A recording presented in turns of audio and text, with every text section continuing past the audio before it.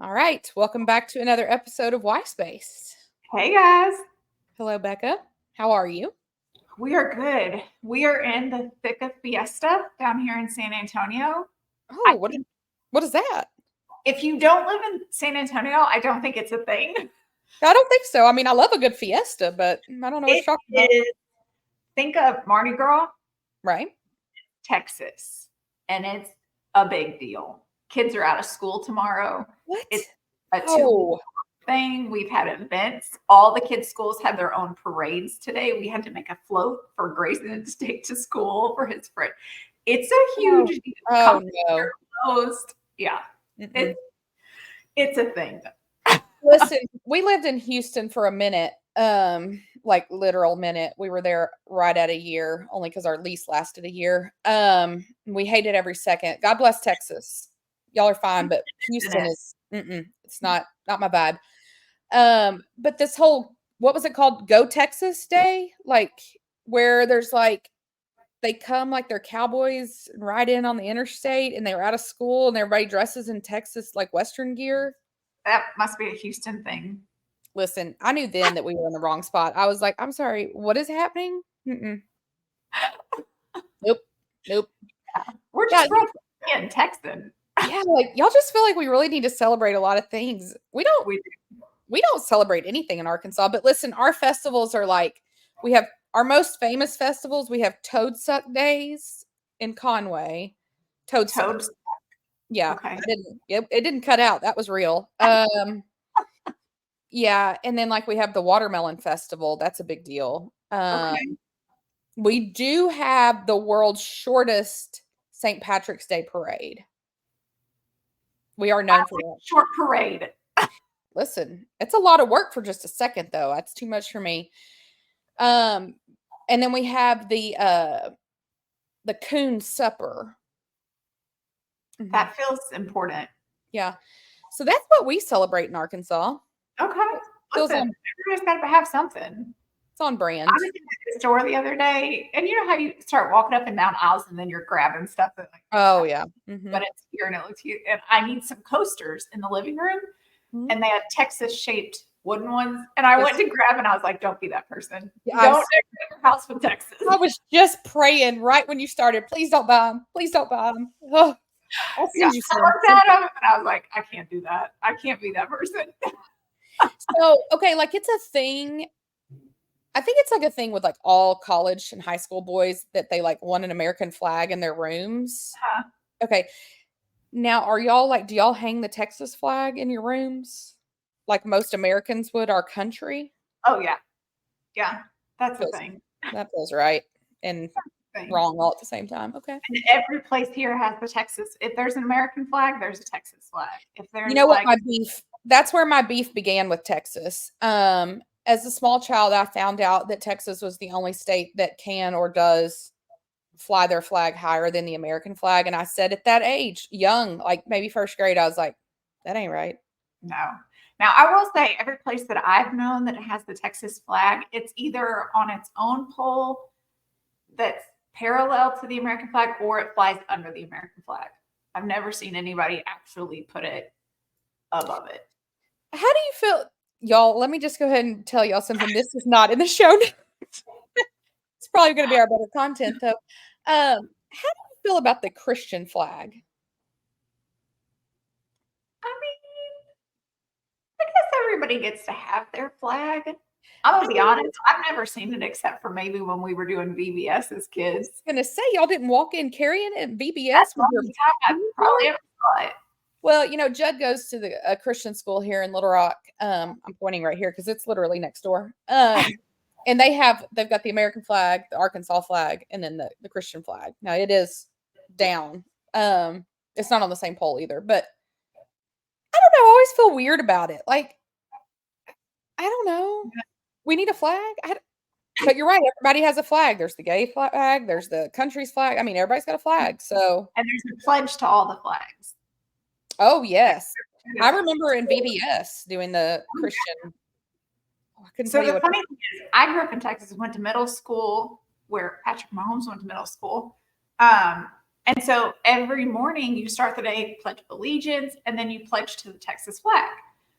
Well, yesterday, riders, oh yeah, every day. Oh, God.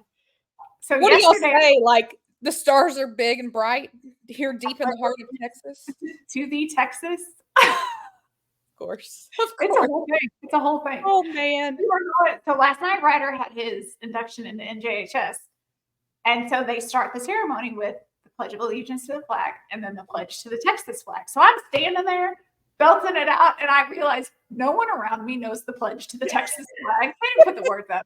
We live in military USA. No one is from here. Like, yeah, exactly. Doug was like, well, pretty sure you were the only one that knew that. But proud as ever. Proud to be I looked over, and Doug is like saying watermelon over and over. He was like, I just want to be involved. God, I don't want to be left out. I mean, I feel that. Gosh. Yeah, so that's oh man. Yeah. That's great. We had not at the church I grew up in, but it was like my aunt's church or something. I went to VBS one summer there, and they did the Christian flag and the Onward Christian Soldier song, and we did like the sword drills and all that, like Bible drills. Yeah. And I was good at those. Let me tell you, I can flip those pages. Whoa, man. All right. So that was good. All right. Laura will totally enjoy that part of the episode. Okay. So we're going to do our thought process. Yeah. So again, this really should be called like welcome to our texting stream. So in today's episode, we're going to do things different. We have no idea how this is going to go, so we're just going to roll with it. But today is Thursday, April 25th. Yep. So we're going to record today, but the NFL draft begins tonight. And so obviously we're going to have to talk about it. So we're going to record most of the episode today, and then we're going to come back on Monday and record a recap of the draft and our thoughts and opinions on everything that happens. And we're going to mash those together. I have no idea how to do that, but I'm going to figure it out. We got this. And then we're going to post the episode. So I have no idea how this is going to go. We're going to be all out of order as if we really have a strict schedule here. But so y'all just bear with us. I'm sure I'm going to have internet issues because I always do, and it's storming. So it's also stormy here. So perfect. Yeah, we have 5 soccer games and a baseball game this weekend. I'm pretty sure none of that's going to happen. So oh gosh. Yeah. Welcome to spring sports. We're going to kick off talking about entertainment. I think that's how I'm going to piecemeal this together. I'm probably going to be nervous the whole episode. But we're going to start here. Becca, tell our friends, who are the Montana Boys? Okay, so if you are on TikTok, then you are probably well aware of who the Montana Boys are, or you've seen them spoofed quite a bit. Yeah. At this point, it's 3 boys, I believe. And I will say boys, they are young 20s, like 24 kids. Mm-hmm. They really kind of got a start on TikTok. I believe it said around 2021. I think they had made a video and it kind of blew up from there. They are just honestly known because they lip sync to literally one song, same song. They'll do 15 bajillion videos, but it's one song.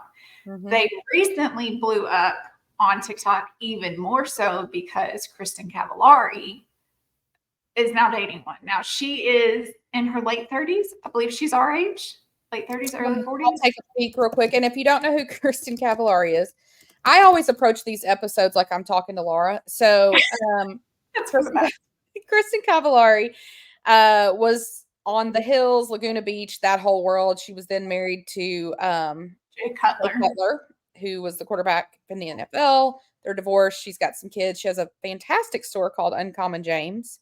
Mm-hmm. We've never talked about sponsors, but Kristen, if you'd like to sponsor us, I do love your store, but I can't afford a lot of things there, so that would help. Yeah. She is 37. 37. Okay. One of the Montana boys is Mark Estes. You're not me. I'm not sure how you pronounce his last name. I've heard it most ways. Anyway, he is 24, and they are now dating because she slid into his DMs. Listen, I don't judge her. He's attractive. I mean, he's a cute kid. Yeah. I just, as a mother, stay out of my son's DMs. Yeah. Yeah. Like, let him go be a kid. He's just living life. Could I be his mother? Let me do some math here. Math is, again, not our forte, along with geography and time zones. 24. I mean, I was 17. I could have done it. You could have done it. Yeah. So, but I love recently, weights, but I'm just saying, I mean, it's a whole thing. It's just, here's the thing. I'm not judging her for dating him. Go do your thing, sister. Yeah. You're both extremely attractive. She does not look her age. She looks no. She looks just like she did on the show. I mean. Yeah. So very cute. But it's just one of those things, like, now she's come out and mentioned them talking about having kids and stuff. And you're like, oh, let him go. Yeah. That's a lot. I mean, he does have his whole life ahead of him, though. Right. So they no longer live in Montana. The boys have moved to Nashville because why not? You're making all this money on TikTok. And I feel like Nashville is like one of those cities that has a lot of content events and has influencers come do stuff. So if that's kind of your thing while you're young and you've got that following, why not? I wish I had done it. Figure it out. Yeah. I wish I had done it. I mean, you can ask anyone. Like, my place is Nashville. I always say, like, oh yeah, we could move so and so, we could do this, but it's always Nashville for me. It always has my heart, and I don't know why. Like, but Mark is maybe problematic though. Yes, there have been things that have come out. However, there's been no police filing. Yep. There's nothing. It's all kind of hearsay from, oh, I went to school with him. This is what happened. So I don't really want to get into the speculation of some of it, just because there is no actual like court case or charge against any of them. But they do seem to be a little bit problematic. Yeah. So that's all come out. What was it, this last week? I think is really when that. Yeah. And as always, we have no idea. Our friend, I'm going to go ahead and call him our friend, Dave Portnoy, on the BFFs pod, they had the Montana boys on, and I don't know if you've seen the clips, but it is hysterical, painful to listen to them. As attractive for young men as they might be, I'm going to tell you they probably were not valedictorians. No, I don't know that they could be. I don't know how they do things in Montana. They strike me as somebody that possibly like paid for someone to that feels take all of their classes. That feels really right. But they were on, and Dave, if you don't watch or listen to the BFS podcast, it is one of the ones kind of like New Heights. I love to watch it more than I want to just listen to it. Yeah. It's got Dave Portnoy, Josh Richards, and Bree, who is with that's a pin note to come back to. Bree is with Zach Bryan, but are they still together? I don't know. I'm just saying he's not in any of our content right now. So, it was hilarious though. Dave, if you don't know who Dave Portnoy is, he is not like, he cares nothing about being politically correct. No. And he's very much just like, I'm going to tell you exactly what I'm thinking. Yeah. And so he's like, what are we going to do with you boys? Like, I mean, and then they like tried to play a game, and he was like, what is happening? And you could tell he was just like, I don't know what we do with you. And it's one of those things where typically when you're interviewing someone, you'll ask a question and they'll maybe give you a yes or no answer, but then they elaborate. Oh yeah, not these boys. Constantly usually look to Mark to give an answer. Yeah. And he is literally giving you 1 to 2 word answers. Yeah. It's painful because even Dave Portnoy was like, well, podcast isn't in your future. That was my favorite part. And they were like, no, probably not. Apparently, though, they kind of hinted when they were on with Dave that there could be a reality show in the mix. I could see that. That's up their alley. I feel like that could be that would be, but I feel like that could be a train wreck waiting to happen, but we'll see. I don't know. So if you don't know the Montana boys, go ahead and follow them. I mean, it's funny. I mean, so did you see the TikToks? It was, I think her name was Hannah Berner. And she was interviewing them. They were standing on a street. On the street, yes. And like really, Mark only said like, what he said. Like every time. She asked one of them, what's their ideal date? Like what would be an ideal first date? Did you see that one? And the guy kind of stared at her for a minute. And then he was like, do you mean like a vegetable? And she was like, do you know what a date is? Like a first date. See that one? And then she was asking them like their signs, and Mark was like, what did he? Yeah, he said a Libra, and I was like, oh no. This is why they lip sync. This is why they're known for lip syncing. That's all they can do. She asked them what hairstyle they like best on a woman, and the little shorter guy said, I guess like a high pony, and she was like, why? And he was like, I don't know, it's just hot. And so then she asked Mark, and you could tell Mark was like, I don't know what to do right now, and he goes, I guess a high pony. I was like, and she said, do you just say what he says? And he said, if it's good. God bless him. If you want strict entertainment of just watching stupidity, it is fascinating watching these. And honestly, I do joke that they're boys and they're kids because they are still young, but like you are 24. There's a lot of people getting married at 24 or starting a career at 24. And I mean, I worked in like the White House at 24. So I was like getting married and I was a teacher at 24. Yeah. Bless them though. They are super entertaining. So check out the Montana Boys. I do wonder though, with the allegations that have come out, or just the rumors that have come out, and kind of the more talking interviews that they've done and not looked great in, if Kristen's going to keep this around, because at some point we start questioning her. Well, and I'm like, she has kids, and what are you talking about? I just feel like Jay Cutler is probably like, what are we doing here? Like, what are we doing? He's loving it. Just watching the train wreck. To me, when they're out on a date, what are you guys having a conversation about? Is she telling you about like the stuff that's going on at the kids' school? And I've got these. Listen, and what does he contribute? Listen, when you're as hot as she is, and I mean, honestly, he is, even though he's got that weird haircut that only works if you wear a hat. I don't think you talk a lot. Okay. No talking. Got it. No, I mean, I think, no, I'm just gonna leave it there because I do have to mark when I post this episode if it's like explicit. So I'm just gonna stop there. But I don't think there's a lot of talking. But yeah, they're entertaining. But they've kind of gotten their fame off of TikTok, which leads to our next topic. So TikTok, controversial. So the Senate has now passed a ban on TikTok, and Biden is signing it. Yep. And I think people, again, I know y'all are going to be shocked that I think that people are stupid, but here we are. So it's just our tagline, typically. It really should be like the tagline. Instead of like curators of curiosity, it should be like calling out the stupidity. That could be a new segment. Put a pin on that. No, so here's the thing. First of all, whatever happens is not happening until January of next year. So don't go to your TikTok app right now and think, oh my God, it's still here. I'm lucky. No, just everyone has it. So it's not going to happen until then. I'm going to tell you right now, I don't think for 2 seconds it's really going to happen. But also like, and I'll be respectful for personal reasons. Here in Arkansas, we have a ban on TikTok, on any state owned or operated internet, like Wi-Fi. So like that in Texas as well. Yeah. Like if you're on the Wi-Fi at the University of Arkansas, if you're at the Capitol, like it's banned. Yep. I'm not going to get into that. I'm just going to leave it as it is. So that exists already here.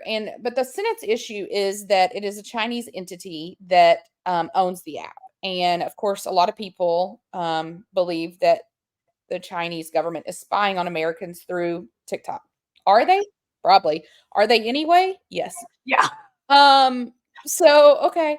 But here's what I want to point out. And I work in technology. I'm not like an IT person. I do project management, but like my husband's in IT and like I work in project management in IT. And here's what I'm going to tell you. I have serious issues with what this could lead to. And I think that this is like where we mess up a lot in society. We never think about the snowball effect. Right. We always just see things like for what they are, like right here, what's in front of my face, instead of like, well, what could happen? Because here's where I kind of like worry. If you get rid of TikTok, fine. I don't care. Am I on TikTok a lot? Yes. Do I share a lot of TikToks with Becca on the daily? Yes. I enjoy it. It's a mindless escape for me. And so if we're not going to have that, I am going to need y'all to come up with something else. But to me, it's the snowball. If they can do that today with TikTok, what are they going to do next? And I think that we forget about that. Not that things shouldn't be done to correct issues just because of what could happen, but like, I don't think we're really thinking this through. And I think it's because technology, we're all used to it now, but it did kind of come out of nowhere, Right. like we just didn't build a government that was ready for that, like Right. freedom of speech and print and all that. We weren't thinking about the internet. No. So I worry about that. And so essentially what they're saying is that it needs to divulge or like be sold out from under, or at least like not completely owned by this Chinese entity. There are several American organizations trying to purchase it. Some like Steve Manchin that worked for President Trump. A lot of them want to buy it. I'm gonna tell you what, that probably isn't gonna be a whole lot better, but okay.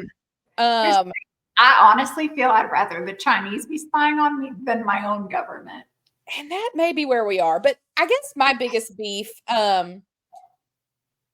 like I appreciate the Senate is doing something, bless them, because they don't very often. But like this is the hill we're gonna die on, like because actually there are people dying. Like there's our kids that are going to schools that are fearful of guns and shootings and doing drills for that in like kindergarten, but we're going to worry about TikTok. I think that's where I'm like, really? Yeah. People that have jobs and can't meet the financial needs of their basic needs. Yeah. This was the one thing that both sides could unite on. It's wild to me. Which the crazier thing to me is a lot of politicians, the younger ones, are using TikTok to kind of reach out to more constituents. Like this is where you're kind of getting known and being more of a face that feels relatable, which with this younger generation, that's really the lane you need to steer into. Right. So, and I mean, I did see some people on Twitter talking about like, this is an interesting hill for Biden to stake his flag because this is really going to alienate that younger generation from him. Mm-hmm. I mean, he already was struggling with their voting block anyway because he's 200 years old. Yeah. But like this isn't going to do you any favors. No. It also seems strange to me to be dying on some of these hills on an election year. Mm-hmm. Aren't you trying here? Yeah. Well, and if we're not going to, which apparently we're not going to try, we're just going to repeat literally last election cycle. If that's what we're going to do, like, I'm bored. Like, like it's lifeless. I think there's so many things that the Senate could be acting on and that we're paying for. We pay these people with our tax dollars. I didn't pay you to ban TikTok. I paid you to better my country and protect us. I ain't worried about the Chinese. Should I be? I don't know. I'm more worried about North Korea. Listen, we got other places to worry about. TikTok is not where our focus should be right now. No. And honestly, what information are they getting? That the Montana boys are lip syncing? Well, and that is what I was I was thinking about this when I put it in the show notes, and I was like, I mean, I know they're spying on us. And then I was like, I mean, I guess they can get my email and I think my phone number because I think I like 2-factor authenticate on this. What else? I mean, what are they like? Half the crap on TikTok isn't true. So they've got access to my iPhone. I'm certain of it. That's got way more stuff on it, more entertaining. Yeah. I just want to tell you that speaking of people spying on me, my iWatch just told me you did it. You've earned another hour towards your stand goal. I'm not standing. Congratulations. I'm sitting though. That didn't happen. So it's the incline you're at, and it's like, this is it. This is where I wanted her to be. Got it. So yeah, TikTok. Don't worry, people. It's not going to happen though. I just don't believe it. Okay, I want to talk about another topic. Okay. A1 Benny Blanco. Okay. So if you are not familiar with Benny Blanco, I'll be honest, you're not alone. Yeah. I don't think I knew who Benny was until this year. Now that I know the name, I knew of his existence. I just didn't know who he was. Okay.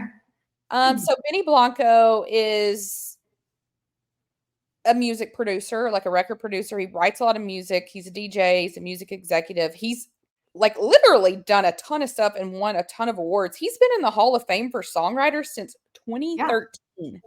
And he's won like 5 BMI songwriter awards, which is, from my understanding, that's a big deal for a songwriter.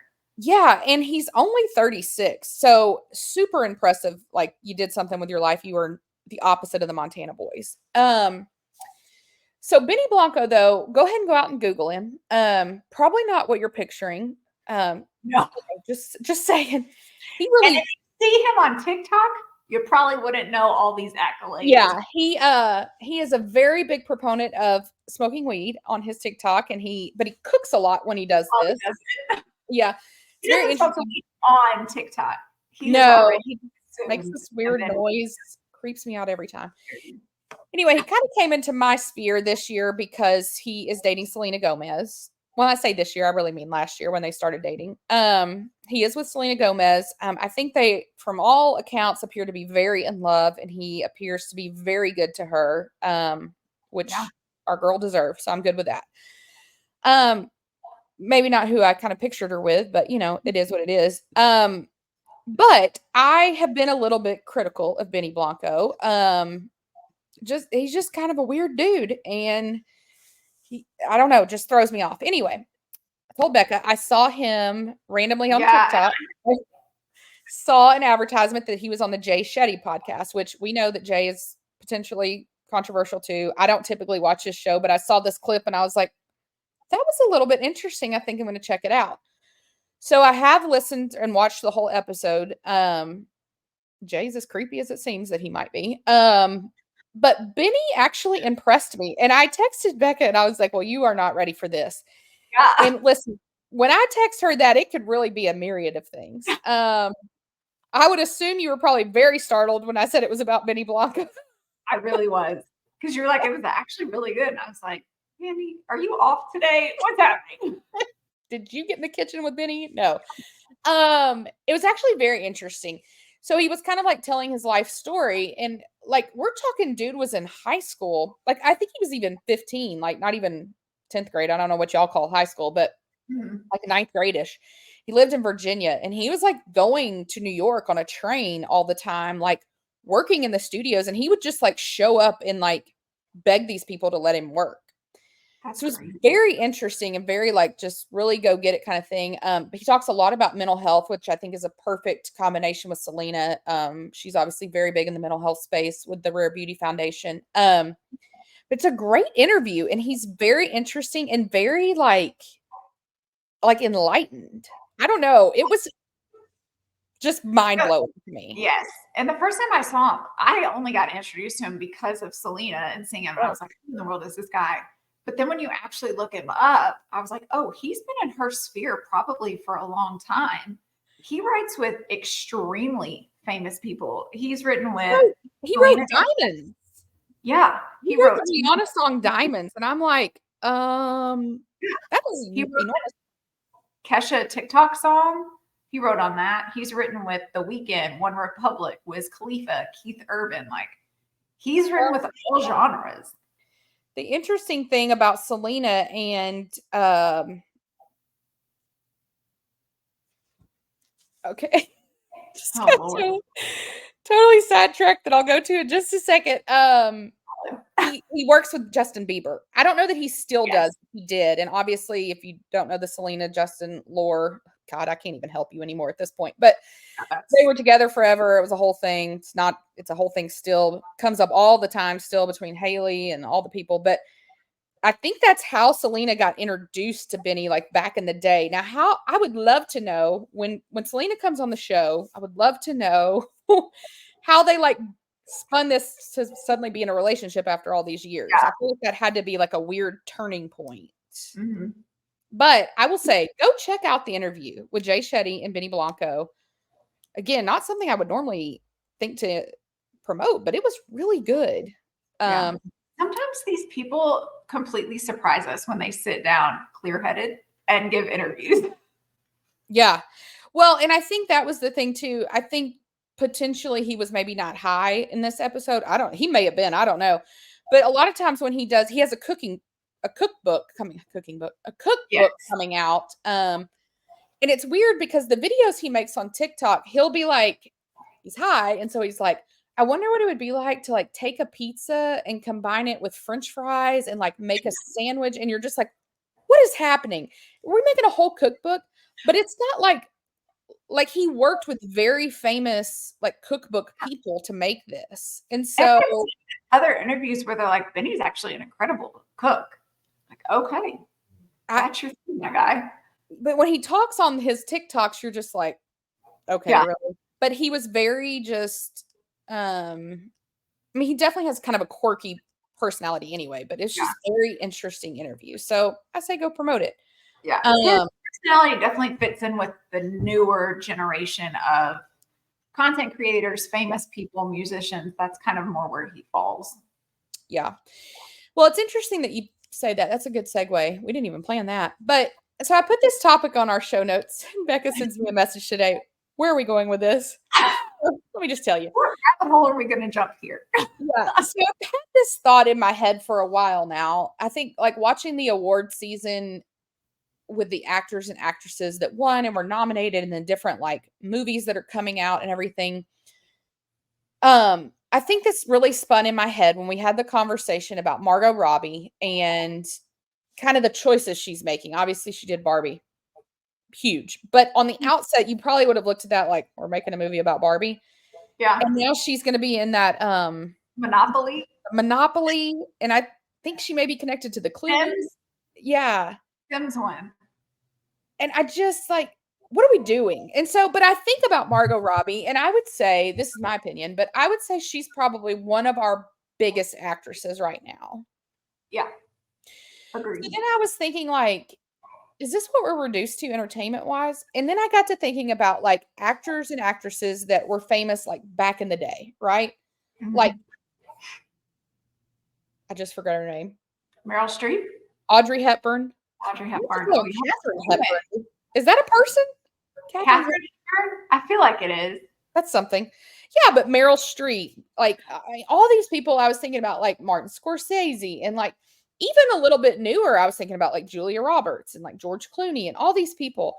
And I was like in my head thinking like Hollywood is like vastly different now. And how did we get here? And like why is it so different now? And I think I have convinced myself that it's social media and our access to them. Because I think like back in the day, like Judy Garland, right? Like Right. when she was making Gone with the Wind, like nobody knew anything about her, right? Right. You know, like we didn't know her personal life. We didn't know where she ate dinner last night. No. She wasn't posting to get ready with me on Instagram. No. And so I think that like shows now in our entertainment choices.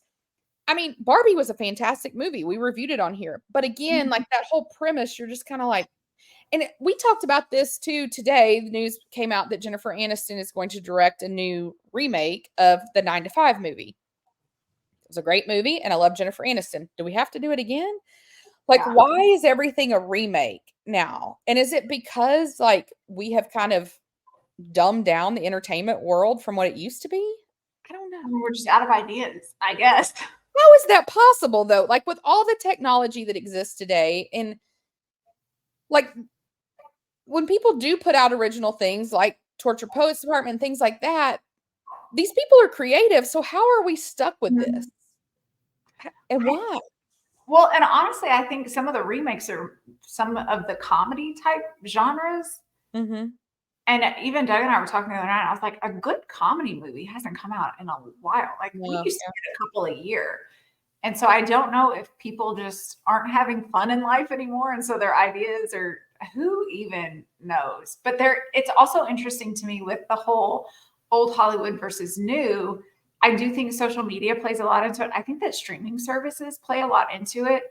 Yeah. I think, and just my perception is the old Hollywood style, it was a big deal for them to be in movies. Like you were a step above the other actors because you were in movies. You were out doing those promos. Whereas now you've got your bigger actors and actresses that, yeah, they'll do movies, but they also are going to do maybe a TV show that's going to be on one of the streamers. Like they're getting their hands into more places. Plus, you know, we have the paparazzi that's obviously more active than what it used to be in social media, where they can kind of put out the narratives that they want and show you the pieces that they like. So they're a little bit more in your face and they're comfortable with it because they too grew up with it. And so, but you don't see a lot of that old Hollywood. They're kind of just like, I'll be in a movie once every 7 or so years. Yeah. And then they're kind of gone. Well, and I do think that it's been interesting to see a lot of actresses who were kind of, it seemed like at the time, kind of on the precipice of like really becoming like that mega star, like kind of retreat away, like retire. They always say they're like retiring from Hollywood or they'll move out of Hollywood. I mean, I think of like Cameron Diaz. And I'm Yeah. not saying I think she's the world's greatest actress, but I mean, she was in a lot of hits and then all of a sudden she was like, I'm done. Yeah. And so I do think that that is different now because I think the fact that there's so much money in that industry, they can be done. Whereas back in the day, they probably had to keep working. Right. But I just think it's interesting and a little bit disappointing that as creative as the world is now, and it's like much as we have at our fingertips, like we can't do better. And we've talked about this before on TikTok. Like there's all these random singers on TikTok. Mhm. And some of them are amazing. Like some of Yeah. the people that we've seen each other, I am blown away by their level of talent. Right. They'll never be anything more than a TikTok person. Yeah. And so it's very weird to see, and you have to imagine there's actors and actresses the same are just incredibly talented and they're still not going to make it. And like Yeah. why? I guess it's always the question in my mind, like especially when I see like a bad singer or a bad movie or a bad actor, I'm like, why did this Joker make it and these other people don't? It almost is like some people just stay famous even though they're not super talented just because of name recognition. And Like, I well, think that's like the inundating us with the social media and constant narrative. And I think like you gain all this fame being on apps like TikTok when you really may have like zero talent. I mean, I'm not that calling is, it Montana Boys, but for instance, they have a huge following and they got no talent. Like there's nothing to but them. they're making tons of money. And their name will stay out there for, I mean, are they going to be around in 10 years? Probably not. Right. But Right. still, I just think it's like they get a break in a moment that, people work their whole lives to try to get. And I just don't get why that happens. And it Yeah. bothers me. I don't know. So that was a random topic. Today's like, we should call today's episode, Why Are We the Most Random People Ever? So, okay, next I want to talk about Billie Eilish. So we have Okay. talked a little bit about Billie on here before when we were especially talking about the Barbie movie. And she's had a Rolling Stone interview come out. And it's a bit weird. I tried to read it, but I couldn't even read the whole thing. It's very lengthy. So long. And so weird. So many weird things came up. And some kind of controversial topics that I don't really want to get into, but you can go find it online. It's the clickbait everywhere on right now. But what I will say is there's an interesting narrative going around right now about a lot of people. I don't have to pinpoint anyone specifically, but these singers and actors and actresses, these famous people, they live their lives. They're grown adults. They put out content, whether it's albums or movies or whatever. And then we have the people that judge them and say they're not being good role models. And we have kids. Mhm. I never would like promote to my child, I don't think, like, hey, you should this singer, she should be your role model. Like, it's never crossed my mind. What about you? No, and it's always so funny to me and you never hear like somebody say, "Oh, Susie's role model is XYZ singer." No one ever says that. But then when these celebrities or artists come out and say something, then you have it all in the media like, "Oh, they were a role model to children everywhere." And you're like, "But were they?" I feel like they weren't. I don't want my kids looking up to like some sports star or some singer and being like, that's exactly who I want to be. You can look up to them and be like, wow, they seem to have a great career and they worked really hard. But like my kids aren't going to know the details of all of these people. It's odd. Well, and I guess for me, it's a very curious case to me on when we pick and choose that argument. Yes. Like we talked about it in last week's episode or the episode that came out this week. People coming after Taylor saying she's not being a good role model because she says the F word in her new album a few times. Like, yeah. What are we doing? Like, I don't get it. So we're going to come after her. Now, Billie puts out this thing, and there may be people coming for Billie with this article, and I just haven't seen it. Yeah. But I haven't seen it, and I'm on social media 24/7. So I'm going to go ahead and guess that's probably not happening. But why not? Because I'm going to say the stuff that she said in this interview that she verbatim said and not in a song. I would much rather you say the F word 14 times to my face than some of the stuff she said. So, like, why? Like, why do we pick and choose, and how, like, who died and made you all God is what I'm wondering too. Like, Yeah. But also, as I was reading parts of that article, and again, I did not read the whole thing because it was longer than my senior thesis. Like, it was ridiculous. But I also wondered, as I'm reading this, and it goes to other celebrities as well, why do you give away some of those personal, private details in a conversation that the world is going to read? Some of that stuff was not anything any of us needed to know. And I think if it had been left out, it wouldn't have taken away from the article at all. So I just kind of wonder, because a lot of celebrities want their privacy. They don't want you in all of their business, understandably. So they absolutely have a right to a private life. But then you go and do some of these interviews and you're talking about some of the most private things that I just wonder, what is your thought process there? Was it that you just got so comfortable with the interviewer and the conversation led to that? Or do they go into these interviews like, I'm going to talk about X, Y, and Z, and then I'm not going to talk about ABC? I would just be interested to know that kind of process back there. Yeah, I guess, and I don't know that I could really ever see myself telling Judd to have anyone as a role model. It's just like, I feel like that's a weird conversation to have. I mean, I remember back in the day when we were kids, based on our upbringing, people would always tell you, like, your only hero should be Jesus, like, and I mean, yeah, I'm not like discrediting the Lord by any means, but I just am like, how did we go from that to judging Taylor saying the F word, but we're gonna skip Billy talking about very personal topics? Like, it's a weird vibe. But even growing up, do you ever remember specifically having someone that you're like, that was my role model? I don't. And I don't remember any of my friends either. That's a really good question. And no, like posters of famous people that you liked on your wall.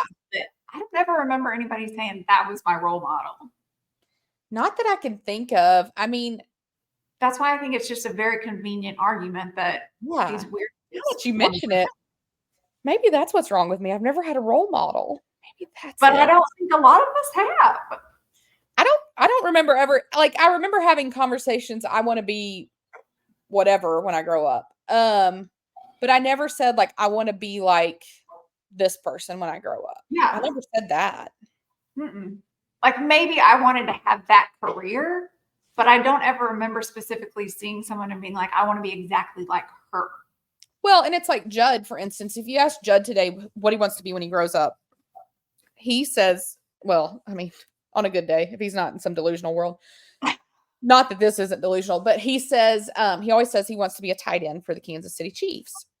Now, in that, he's not saying he wants to be Travis, right? He's saying that that's the position he'd like to play, even though he's a quarterback, and anyway, that's a whole thing. And that's his favorite team. So, like, that's what he wants to be, but he's not saying, like, Travis Kelce is my role model. But now, he loves Travis, and he has Travis's jersey, and he obviously, if you've seen my TikTok, would love to meet Travis. If we can make that happen, that'd be fantastic. But yeah, I don't know. It's a weird thing, but I'm also just, again, it kind of ties to what I was mad about in the last episode. Like, we are coming for some people for some crazy things when there are so many glaring things. Lots of questions. Yeah, I'm just like, there's so many things you could attack people on. This is it. Like, whew. Yeah. Speaking of controversial characters, we've talked recently about Matty Healy on the podcast for a lot of reasons. Potentially he's a muse for the new Torture Poets Department album. I don't know, maybe not, but there's, a lot of talk of Matty right now. So yesterday he was stopped walking down the street looking like a complete homeless person. Going to the gym. He's like, yeah. Well, and I'll be honest, I would have never known that was him when that interview started. I was like, oh. So the guy's like, hey, Matty, like, what do you think of the new diss track about you? And he's like, diss track? And he's like, oh yeah, the new torture. And he's like, oh, and he kind of laughs. He's like, oh yeah, I haven't really heard much of it, but I'm sure it's good. And he just keeps walking. He's very polite. Perfect response. Yeah. I'm sure he's tired of being talked to about it. So here's the thing. I've come around on Benny Blanco. Listen, I think Matty Healy's a very controversial character. He has said a lot of things that are not good. I mean, I'm not Matty Healy's. I'm not on his team. I'm not Team Matty at all. Yeah. But I thought he handled it really well. His mom on her show today handled some, people trying to get them to comment on it very well. And I just think, again, like, we have no idea who people really are. Like, what they put out there in their art is not necessarily who they are. If they're good artists, they use metaphors. They use they have their whole persona that they've created. Yeah. And he's very his shows are like a production, like he's acting and stuff. So we don't really know who people are. But again, I don't see Matty Healy and I think, oh, he's a bad role model. That's not the conversation that happens in my head. Right.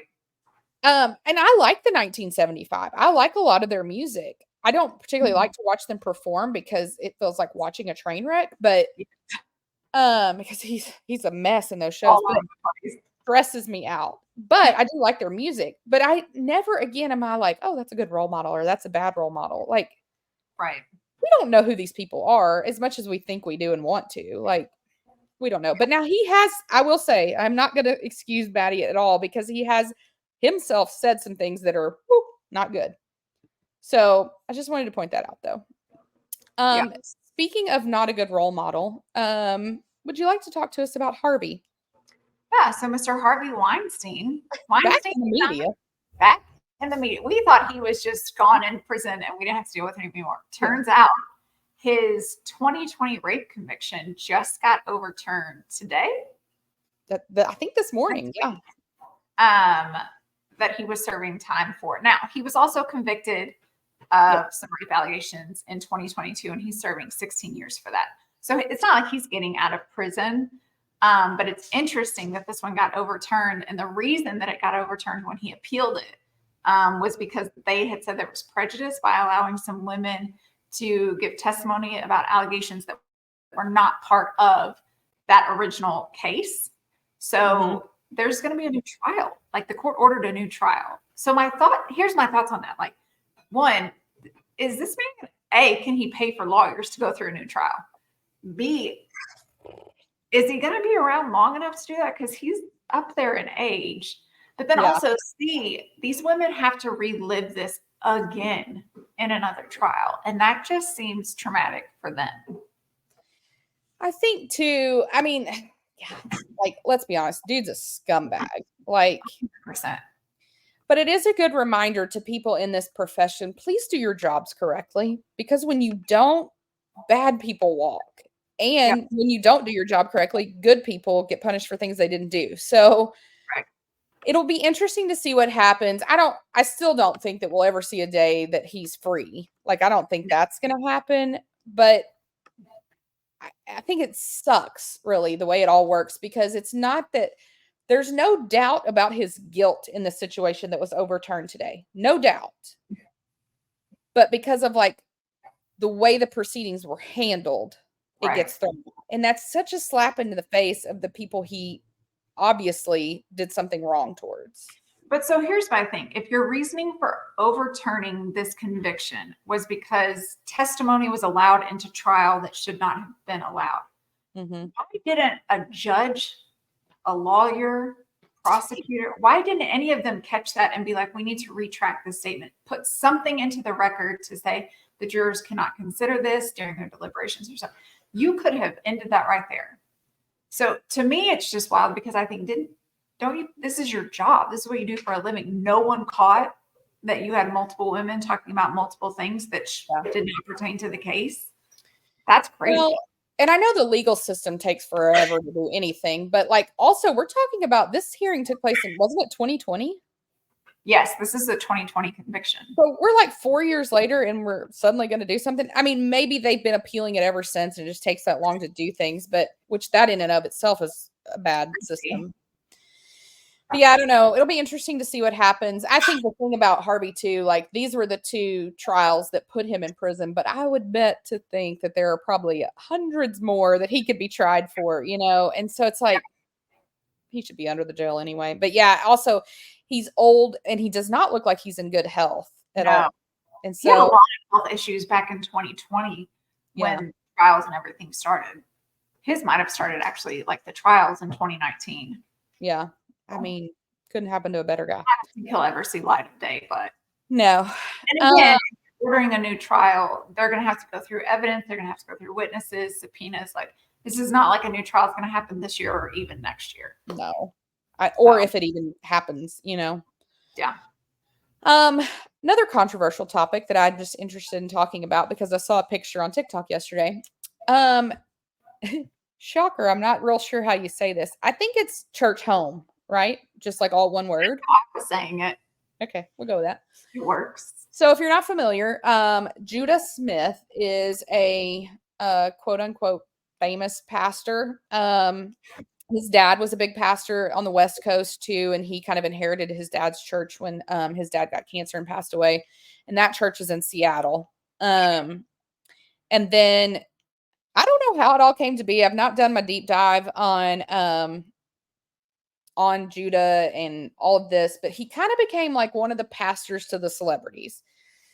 He's like all in the mix with the Kardashians, Justin Bieber, a lot of athletes. He's in that whole world with like Jason Kennedy and I guess Taylor Lautner and people like the whole thing is just a weird world. Anyway, so he has now got this like I think satellite campus of his Seattle church in LA. And that's where a lot of celebrities go to church. Bieber goes there, Kendall Jenner, a lot of people. The reason Their this comes up website does not have an address. So I'm glad that you said that because I was looking, I was like, where do they even meet? Is it on an app? I don't get it. Well, there is an app. So apparently like there's a whole thing about their app, but yeah, I think I want to say it's at like one of the famous like theaters in LA that they meet at.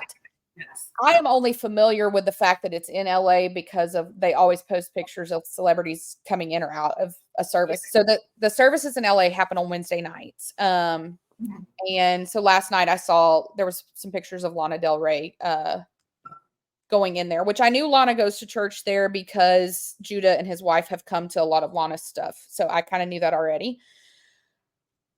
I do think it's weird. Just like the whole, I don't know. So we come from like a church background, not quite like the church home at all. Ours is think conservative.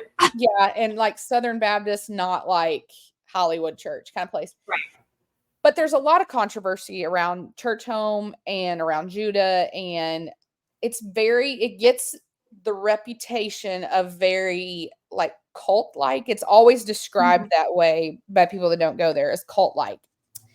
And I'm just fascinated by this. I'm fascinated at the idea of like celebrities going to church. I think because it just feels weird. I don't know. And they're just humans, so it shouldn't. And God bless them for trying to get some Jesus. I don't know. But I do think it's interesting. And I'm wondering why this is the case. It feels like anytime there's any religious type entity or experience with celebrities, it's always associated with a cult. Which is fascinating because there's never any reasoning why it's no. I mean, not that I have found. And again, I've not done my deep dive. So if there's something like glaring, I just don't know about it.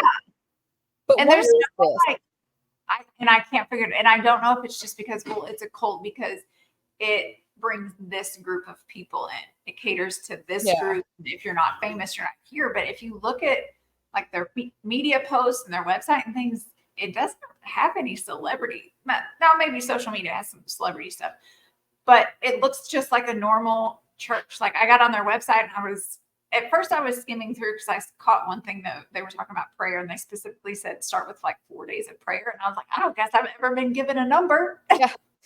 This week it's 3 days. Next week it's 2. Yeah. I was kind of looking through stuff and then finally found their section of like their beliefs. And so where they kind of have what their beliefs are stated out, I was like, well, that's pretty much in line with what we grew up knowing. So I don't know. I just wonder if it's more like because it seems to be a little bit more seeker friendly type. Everybody's welcome. We love everybody. And maybe that, I don't know. But that doesn't seem like a cult to me. I have wondered if it has to do with, obviously there's quite a few big name celebrities that are involved with Scientology or have been and have left. And obviously that gets a cult vibe if you're a Scientologist. I'm not trying to be offensive, but surely you know that you're thought of like that. But like there's no vibe that Church Home is anything remotely close to Scientology. So it's very weird. And like, I mean, at the end of the day, like if you go back to like our upbringing, like obviously like our whole goal in life is to like spread the gospel, right? Like that's the whole point. And so like, again, here we are judging people. Like I kind of think it's how we were brought up. If it's different than what we were taught and believe, then it has to be wrong. So because these people don't really know how to categorize this newer looking church that celebrities might actually be interested in, I think they instantly maybe just put that label on it. So like, oh, it's a cult. Now I don't have to deal with it. It's not something I have to talk about. And maybe that's just why they threw it there. Now I did look, their board of directors. Did you look who's on that? So I have seen, it's like Russell Wilson, right? And Sierra. Yeah. Russell Wilson's on it. Obviously, Judah and his wife are on it. And whoever the CEO is of the church, I don't remember. TD Jakes is also on there, which he's got some issues as well. So I just thought that was super interesting. Yeah. So I don't know. Maybe do we have a directors for Well, I think back in ours growing up, they were called deacons. Elders. Yeah. They were the deacons. So it's Deacon Russell Wilson.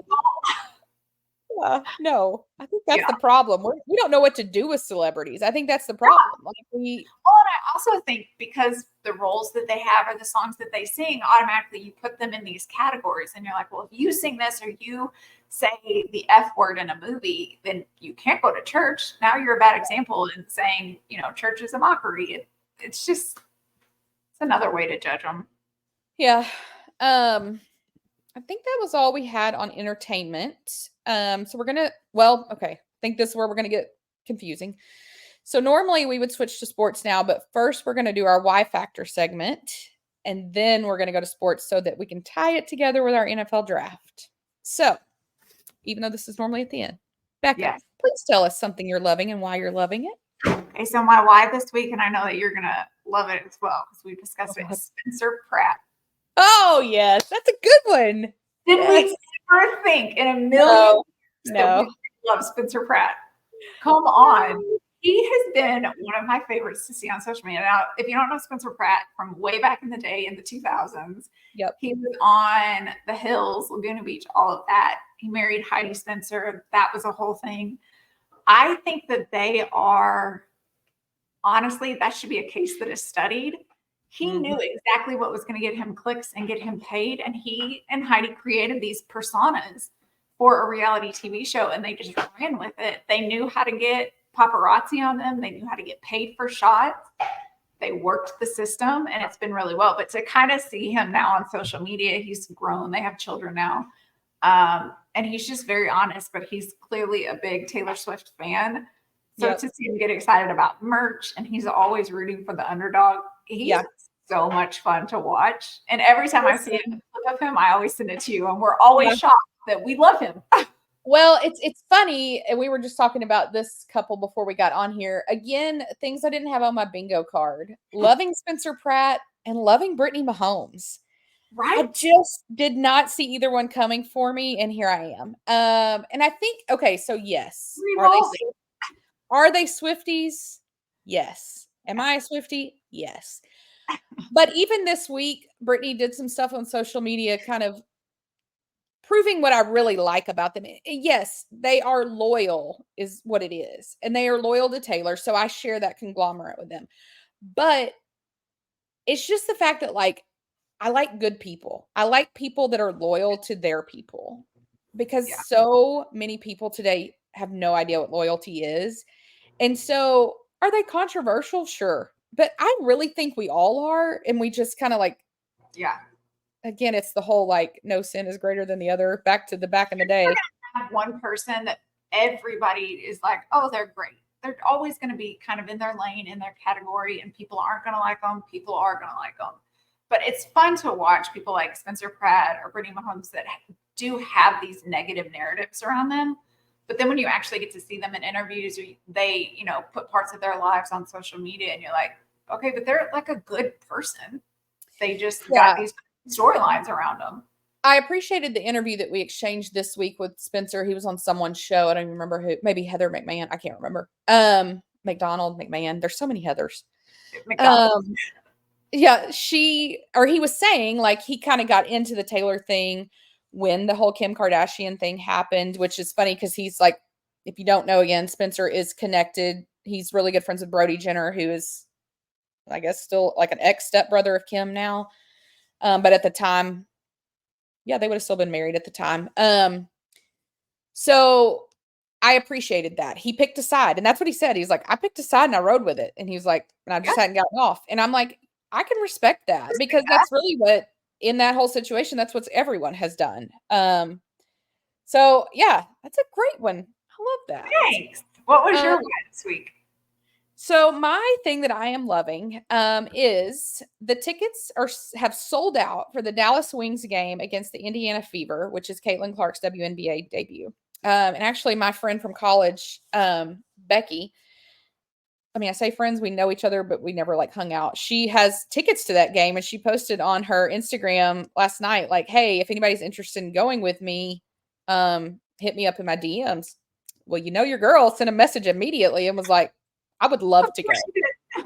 So listen, I'm here for the experience. Becca knows. If you don't know what iota.com is, I live on that site, and it's basically a way to get tickets to events. I'm constantly applying to every event possible.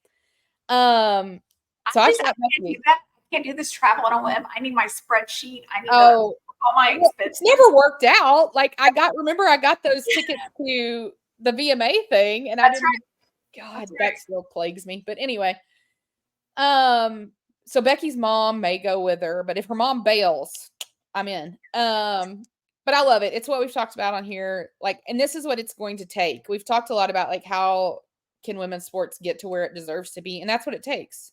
Buy the tickets to the game. Like, don't just don't tweet things and don't just like talk about it. Like, you got to show up and you got to put your money there. Because if we don't put our money there, it's never going to happen. Yeah. So I love it. I'm excited. I'm going to watch it, even if I don't get to see it in person. Yeah. We're still going to watch these games. I'm going to watch it because I think it's exciting. And again, those views, that will help too. So that's my good thing. All right. Good. Becca knows I've struggled this week. I had 3 things, and I'm still game time decision, so I may get a little nervous here in a minute. Becca, what is your thing that you're not loving and why? So the thing I'm not loving, I don't know if you've noticed on Instagram when you go to search. Have you noticed this? Oh, the Meta Assistant or whatever? It says the search bar is now Ask Meta AI anything. You know, we have a love-hate relationship with AI.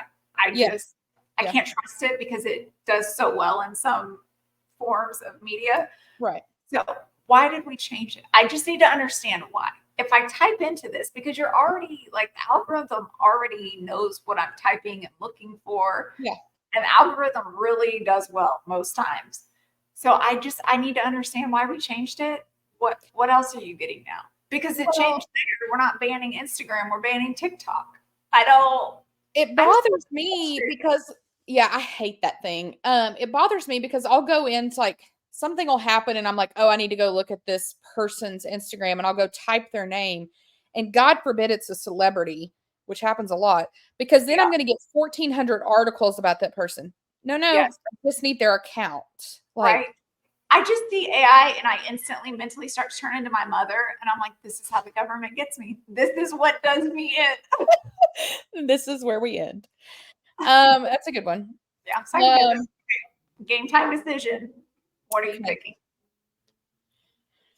Okay, I'm gonna go less controversial. Y'all just know that I have a lot of opinions, and I choose not to always air them, so that should surprise you in itself. I'm gonna go with Tyreek Hill today, though.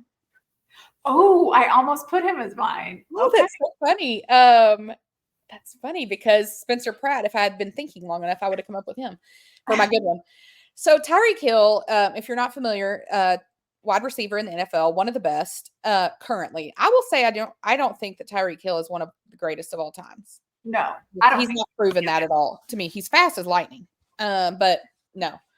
He now plays for the Miami Dolphins. He formerly was with the Kansas City Chiefs, and my beef is about an interview that he did recently about the Chiefs. First of all, my guy, you decided that you wanted more money. The Chiefs didn't want to get rid of you.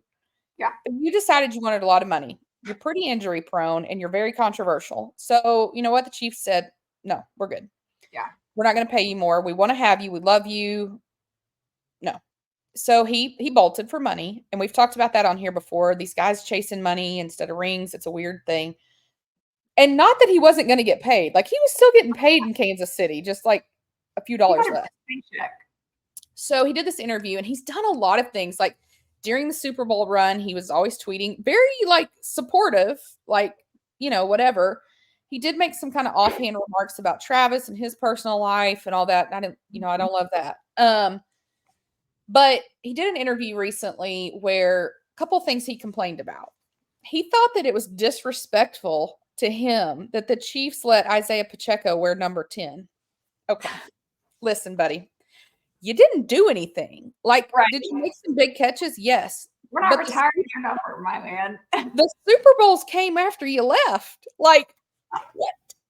Yeah. And you're still playing. So we're not retiring your number. Like, what? Yeah. Okay, that was weird.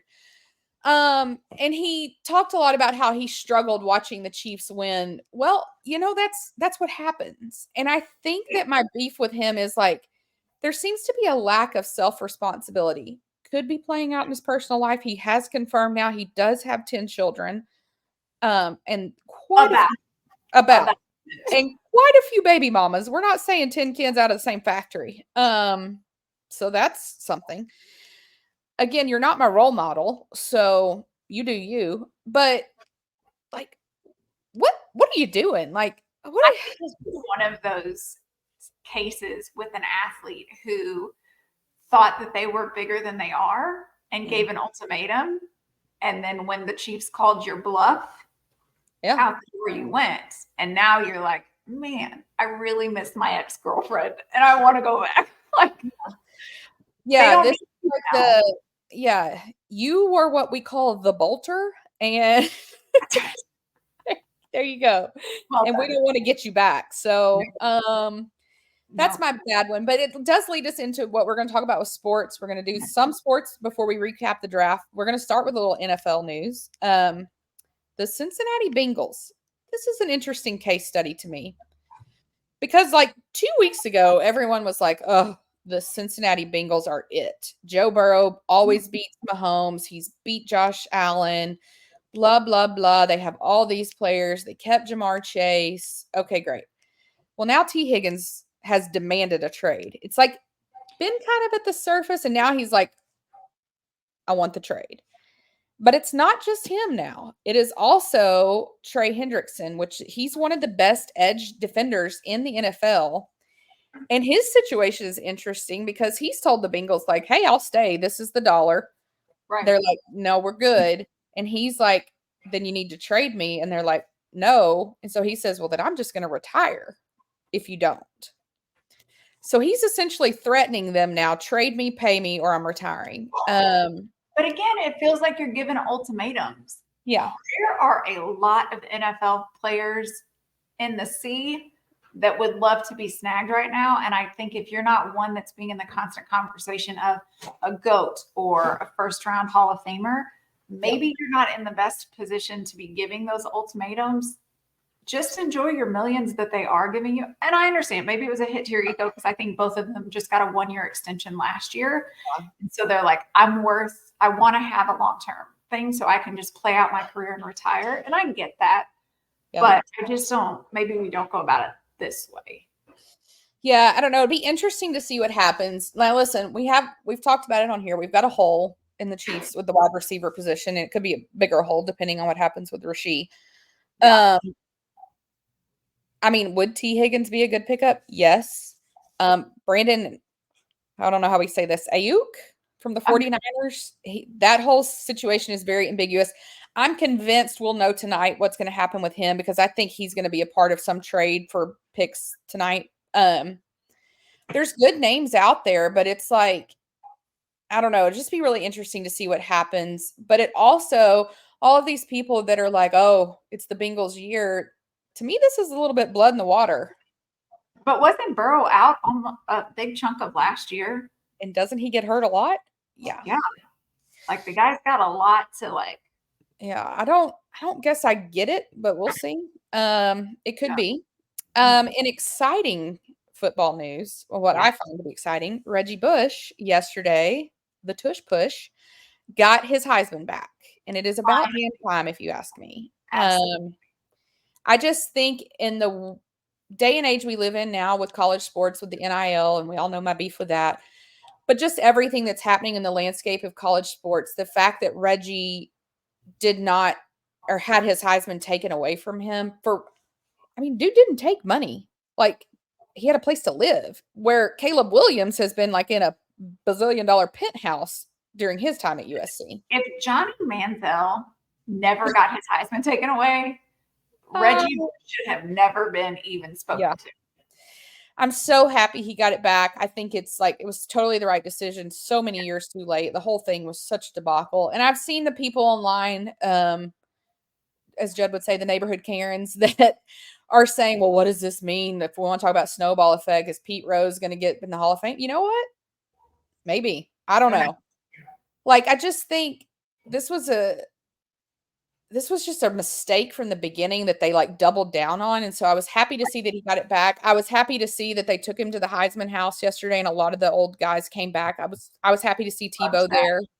And a lot of these Heisman got on their social medias and made comments. Matt Leinart has been a huge proponent of getting back. Now, Matt Leinart was my dude. I have always had a little space in my heart for USC just because we know how I am about celebrities and LA and all that. But Matt Leinart back in the day was my biggest crush. I love that dude.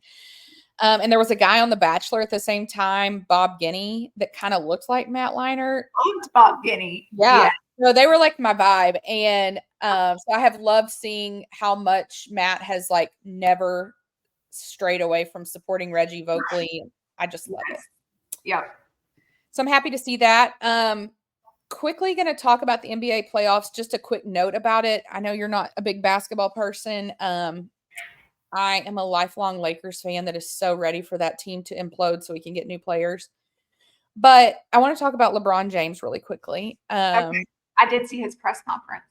Well, could he have been a bigger baby? This is where I'm just like, in the words of Taylor, he's bitching and moaning about like the control room, watching replays. Was it a foul? This, blah, like a 10 or a 20-point lead and then had 36% shot rate. Like, listen, you took 12 shots and didn't make one? This is what I tell my 8-year-old.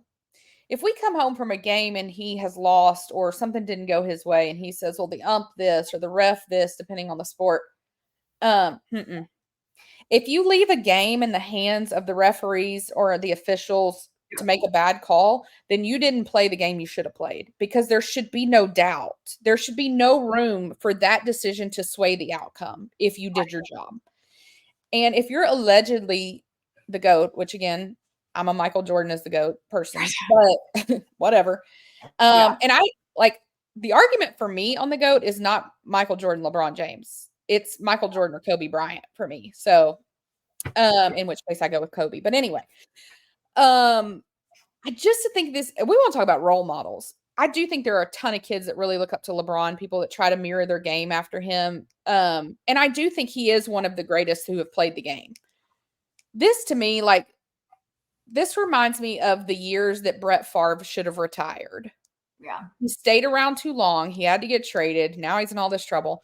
It's the same with LeBron. Like, the day is passing. The sun is setting. Like, and now we're just going to listen to you whine in a press conference?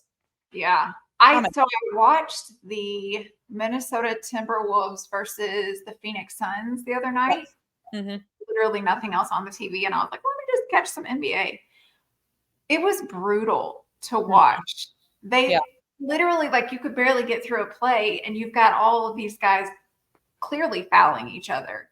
Oh, and yeah. then like throwing up their hands and whining and having tantrums the Mhm. whole time. Like I was like, put the women back on. That was way more fun to watch. Yeah. So I say this to Judd all the time. I don't, well, I say I don't care about the outcome of games. I do. I love to win. I'm very, very competitive. But at the end of the day, I don't care if you win or lose. Little asterisk. But if I ever see him on a field or a court do like this, like what to the ref or something, oh Yes. son, you will pay. You will Right. pay and you will pay until I decide you're done. Yeah. I'm coming And on to that. Yelling at you then. that is what I can't stand about professional sports, and it's happening more and more in college too. But the NBA, I think, is the absolute worst, and Well, LeBron is one of the worst. yes, kids see that and they're already trying to emulate your play. And so Yeah. then they're doing it as kids, and you're like, no, we're Yeah. not doing that. Now, this is also coming from the mom who teeters in baseball games of getting kicked out almost every game. You really Like, do. it happens a lot. I just have a lot of opinions. So, but leave that to me. Like, but I can tell you as an athlete, a former athlete, I didn't do that on the court. Right. Did I want to? Oh yeah. Mhm. Yeah. I don't recall, maybe one time do I recall, and it was very warranted. Even saying something to an official in a basketball game. Yeah. But I'm over it, LeBron. Like, I need you to move on because I need my Lakers to get back, and it's never going to happen while you and Anthony Davis are there. So It's just embarrassing to watch these grown men act the way that they do on the field. And then it gets even worse in the press conference. And you're like, my God. again, though, it's the constant media. If we didn't have the press conference, we wouldn't know that they were acting this way. And I can't remember what player it was doing the press conference. I'm not even trying to figure out whose name it was or what team he played on.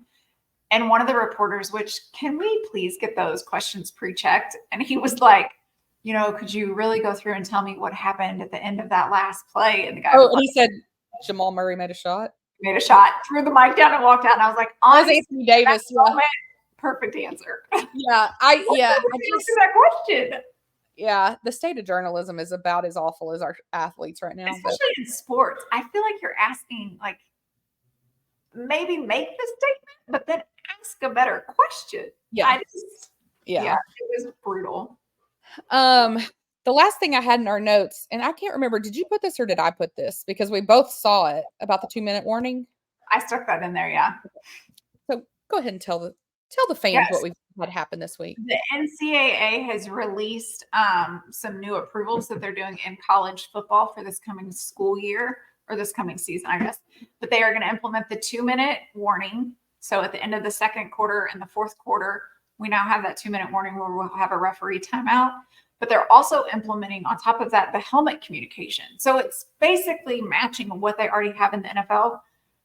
I thought it's a great idea. And I was like, yes, because you're preparing these guys to go from college football into the NFL. So why not try and mimic a lot of that stuff?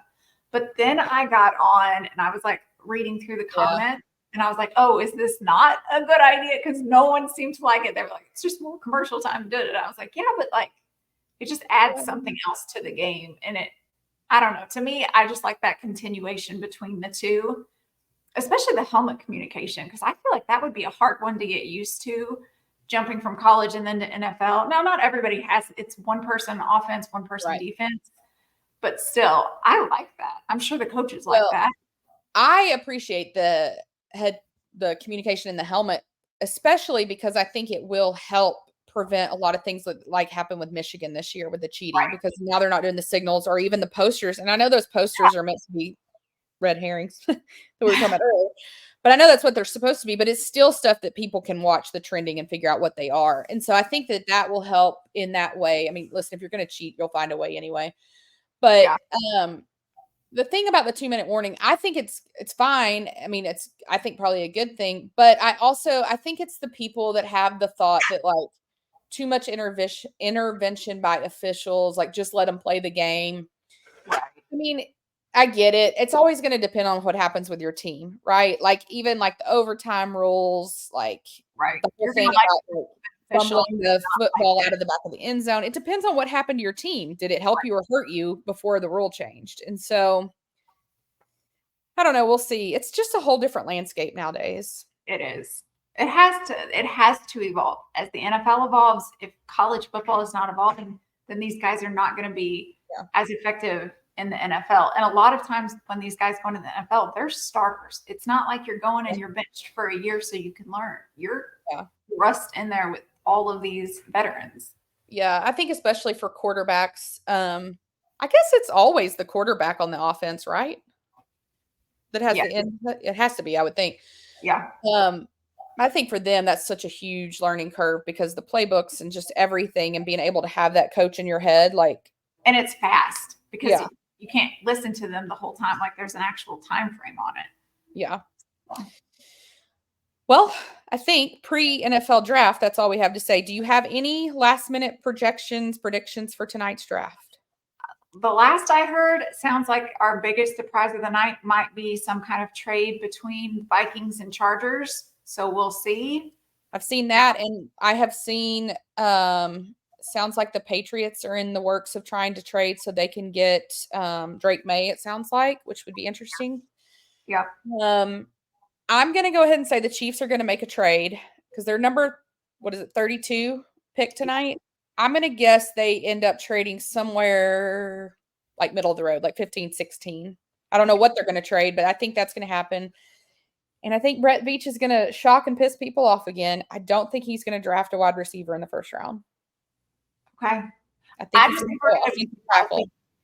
think we're going to be surprised with a lot of trades, things that maybe weren't even projected. But I think tonight the overwhelming theme will be some big trades coming down, which is going to throw a lot of these GMs and coaches out of whack. I hope they're all coming prepared for like backup plans. Oh, I can't wait.